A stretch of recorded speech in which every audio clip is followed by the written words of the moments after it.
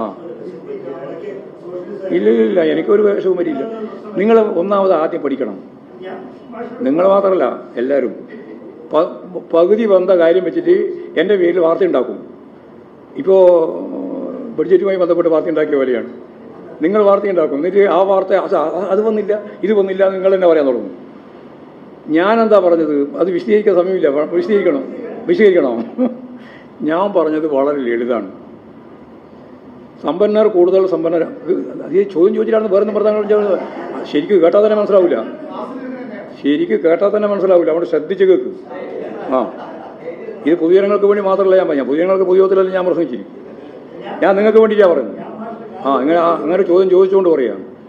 അതായത് സമ്പന്നർ കൂടുതൽ സമ്പന്നരാകുകയും അതിൻ്റെ അർത്ഥം ധനികർ കൂടുതൽ ധനികരാകുക, ദരിദ്രർ കൂടുതൽ ദരിദ്രരാകുക. ഇതാണ് മുതലാളിത്ത പ്രതിസന്ധി. മുതലാളിത്ത പ്രതിസന്ധി എന്ന് പറയുന്നത് ലോകത്ത് മുതലാളിത്തത്തിൻ്റെ ആവിർഭാവ ഘട്ടം മുതൽ അതിൻ്റെ അന്ത്യം വരെ ഇതാണ്. അതെന്തുകൊണ്ടാണ് ഇങ്ങനെ ദരിദ്രർ കൂടുതൽ ദരിദ്രരാകുന്നതും സമ്പന്നർ കൂടുതൽ സമ്പന്നരാകുന്നതും?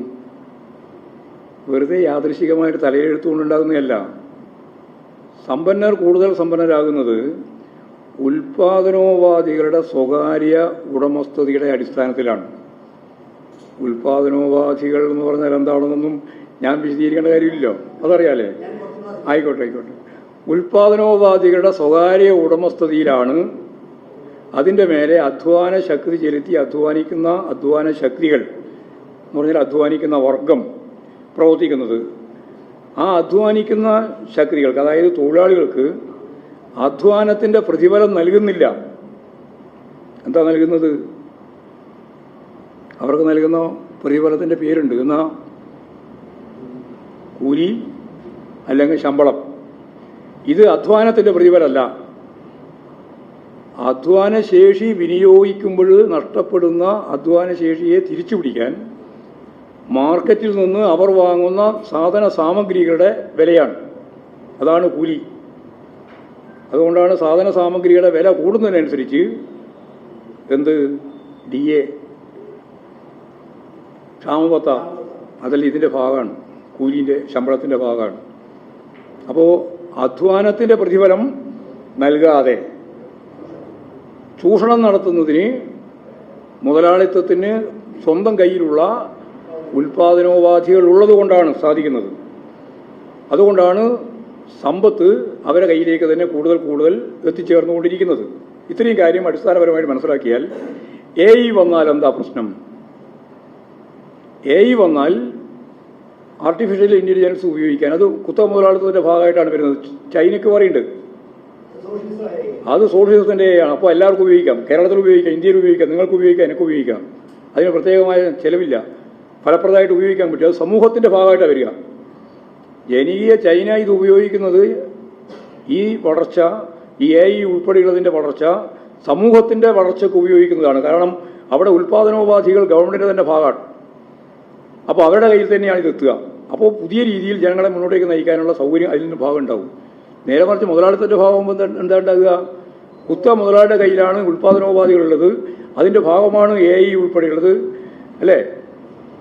അതിൻ്റെ ഭാഗമായിട്ട് മിച്ചമൂല്യം കുമിഞ്ഞുകൂടി വരും.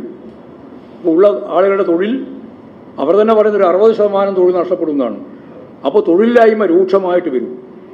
ഈ തൊഴിലില്ലായ്മ രൂക്ഷമായിട്ട് വരുന്നതിൻ്റെ പശ്ചാത്തലത്തിൽ യഥാർത്ഥത്തിൽ സംഭവിക്കുന്നത് മാർച്ച് 1848 കമ്മ്യൂണിസ്റ്റ് മാനിഫെസ്റ്റോ അവതരിപ്പിച്ച് മാർക്സും എംഗൽസും പറഞ്ഞതുപോലെ ഭരണകൂടത്തിനെതിരായ ജനകീയ പ്രതിരോധം, ശക്തിയായ പോരാട്ടം ലോകവ്യാപകമായിട്ട് ഉയർന്നു വരുമെന്ന് അന്നേ പറഞ്ഞു.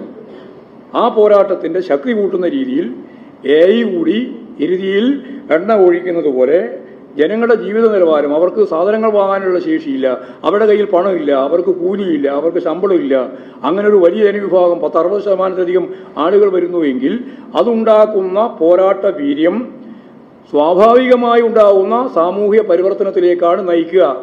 ആ സാമൂഹ്യ പരിവർത്തനം മുതലാളിത്തത്തിൽ നിന്ന് ജനാധിപത്യ വിപ്ലവത്തിലേക്കും സോഷ്യലിസത്തിലേക്കുമാണ് എന്നാണ് ഞാൻ പറഞ്ഞതിൻ്റെ അർത്ഥം. മനസ്സിലായില്ലേ? ഇനി ആരെങ്കിലും മലക്കം പറയുകയാണെങ്കിൽ നിങ്ങൾ പറഞ്ഞോ. ചൈനയുടെ പറഞ്ഞു. ഡീപ് സീക്ക് എല്ലാറ്റിനെയും ഞങ്ങൾ പിന്തുണക്കുന്നുണ്ട്.